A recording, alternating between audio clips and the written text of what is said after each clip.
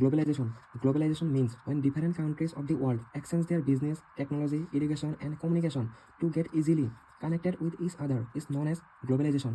ইয়াৰ অৰ্থ হৈছে পৃথিৱীত থকা বেলেগ বেলেগ দেশবোৰে তেওঁলোকৰ বিজনেছ, টেকন'লজি, এডুকেশ্যন আৰু কমিউনিকেশ্যনৰ মাধ্যমেৰে এখন দেশ আন এখন দেশৰ সৈতে কানেক্টেড হোৱাকেই গ্ল'বেলাইজেশ্যন বুলি কোৱা হয়।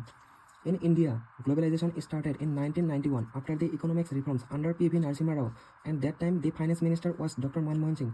আৰু এই গ্ল'বেলাইজেশ্যনটো ইণ্ডিয়াত সৰ্বপ্ৰথমে 1991 চনত হৈছিল। আৰু সেই সময়ত দেশৰ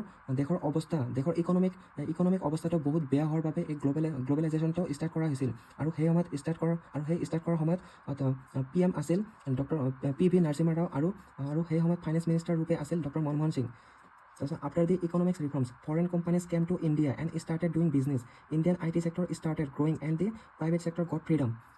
Economic reformsৰ পিছত যিটো গ্ল'বেলাইজেশ্যন হৈছিল, সেই গ্ল'বেলাইজেশ্যনৰ পিছত বিদেশৰ বেলেগ নতুন কোম্পানীবোৰ ইণ্ডিয়ালৈ আহিবলৈ ধৰিছিল। আৰু সেই আহিবলৈ ধৰাত ইণ্ডিয়াৰ যিবোৰ লোকেল কোম্পানী বা IT চেক্টৰ আছিল, সেই লোকেল কোম্পানীবোৰ লাহে লাহে গ্ৰ' হ'বলৈ ধৰিলে। আৰু লগতে যিবিলাক ইণ্ডিয়াৰ প্ৰাইভেট চেক্টৰ আছিল, সেই প্ৰাইভেট চেক্টৰবোৰ নিজে লাহে লাহে স্বাধীন হ'ব ধৰিলে। Because of globalization, it became possible that any country can do business with any country beyond their border. আৰু এই গ্ল'বেলাইজেশ্যনৰ আধাৰতে এইটো সম্ভৱ হৈছে যে এখন দেশে তেওঁৰ নিজৰ ইচ্ছামতে আন এখন দেশৰ সৈতে ব্যৱসায় কৰিব পাৰে। Any multinational companies can go to any country and easily start their business. For this reason, the world becomes single market.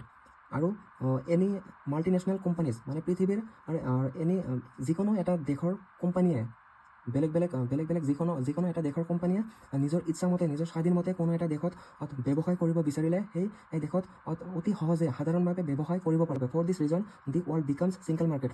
আৰু এই কাৰণতে ৱৰ্ল্ডটো ছিংগল মাৰ্কেটলৈ ৰূপান্তৰিত হৈছে।